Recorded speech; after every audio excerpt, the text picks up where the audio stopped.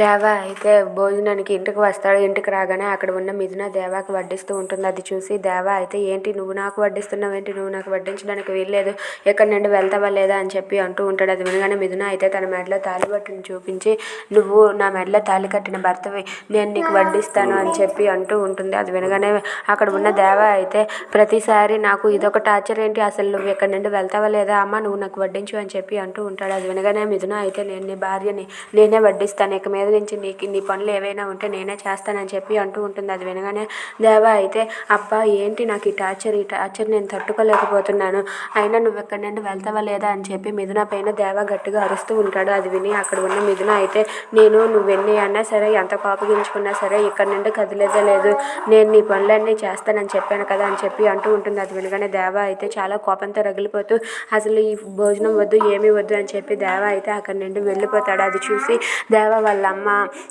సార్గా ఇలా అంటూ ఉంటుంది, ఏంటమ్మా వాడు ఆకలిగా ఉందని వచ్చాడు ఇలా వెళ్ళిపోయాడని చెప్పి బాధపడుతూ ఉంటుంది. Thanks for watching friends, please subscribe our channel.